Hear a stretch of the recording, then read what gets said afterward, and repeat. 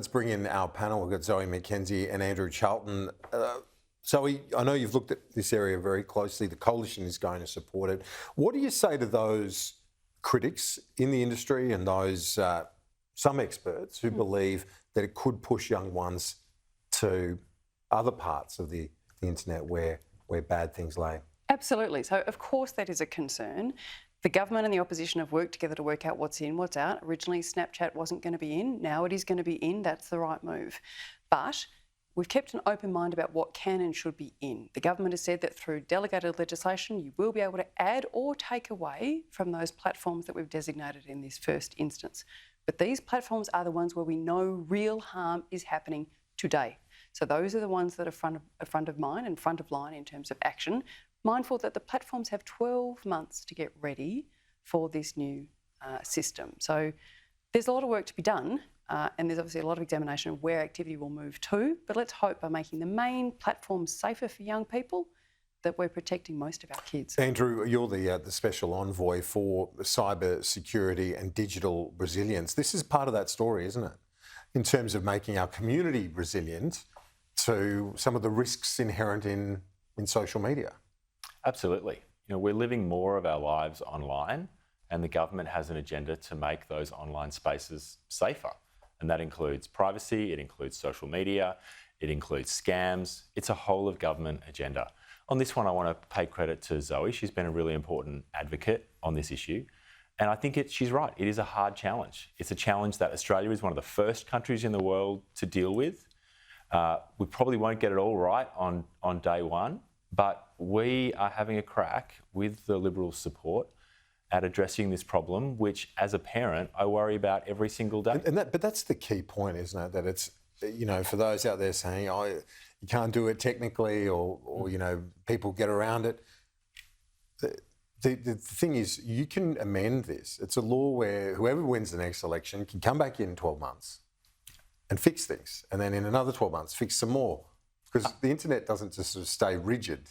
100%. This is a hard problem, and hard problems don't have easy solutions. But the important thing that Australia is doing in a bipartisan way is having a crack at tackling that problem. And yes, we will learn. We've already learned a lot about how young people might be able to evade it or how to do age assurance, and we're going to keep learning. But hopefully we come out of this with a world-leading policy to keep our kids safe. Well, I guess one of the things is, as well, it's sort of shifting a social norm in a way, because this thing has just been able to happen. Absolutely. Without any guardrails. And somebody said to me on the weekend on one of the social platforms, why wasn't this done earlier? Do you know why? Because it was only about 2013 that people started noticing really significant behavioural changes in kids, because by that time they'd had social media around with the dopamine loop created by the like buttons in about 2009. So by 13, 14, 15, when more than half the population had a smartphone, we started seeing what was happening. And that's when books started appearing like Gene Twengie's iGen, and we thought, uh-oh, this is not all good. Right? That's when we really started tracking the impact on depression, particularly for young girls and subsequently young boys as well. And then subsequently, we've had a lot of investigation, including here by our mental health experts on what it's doing. So there really has been a kind of growth in awareness in the last couple of years, and COVID hurried everything along, right? We had some control of devices in our homes before COVID, and then we didn't, because we had 36 weeks of online schooling in Victoria, right? So we kind of lost control of the ball, and now we have to bring some moderation back into the system. And what do you say to those who might be worried about having more of their data out there? Because I've had older friends say to me that, do I have to give Facebook more info? How does this work? Yeah. Well, firstly, Facebook already has a lot of information about you. They know how you shop, what you look at online, they track you around the internet. So Facebook already has an enormous amount of information. And what we're saying is we want to be using that information and others in the best methods we can come up with to have a sense of how old people are. This is not about uploading your passport. It's not about uploading your driver's license. That won't be required. What we are requiring is that we use the best technology available to keep our kids safe.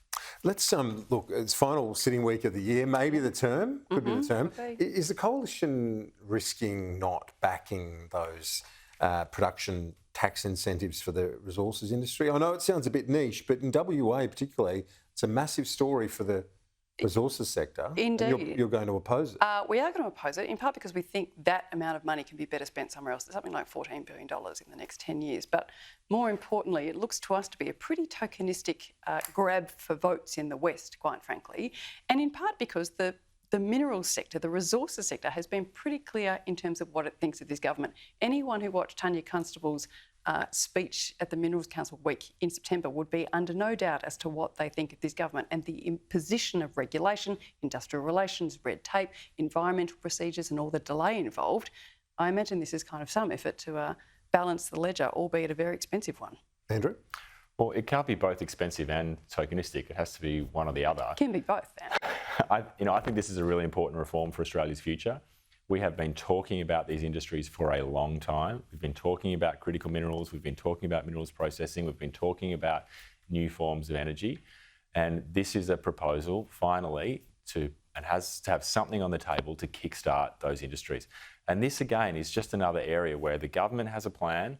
The Liberals are blocking that plan, but they don't have an alternative. I got a better plan. Just heard that from Zoe. They Sign don't up to have the an EU alternative. FTA, my friend. A big central part of it was selling our critical minerals to Europe, our good strategic friends. It would create a huge industry in critical minerals overnight, but no, you'd rather subsidise. Well, we've done a huge amount of new deals in trade through the Trade Minister, Don Farrell. I don't think these things are either or. This is an opportunity for us to promote these industries. We've been talking about them for a long time. But unfortunately, we have an alliance of the extremes of the left and the right of Australian politics, the Greens and the Liberals, teaming up to block sensible progress. Extremist. I know. Hardly extreme. You called me a teal last week. You can't call me a teal and an extremist in the same week. That's true. Fair point. Zoe and Andrew, great to see you both. Thank you.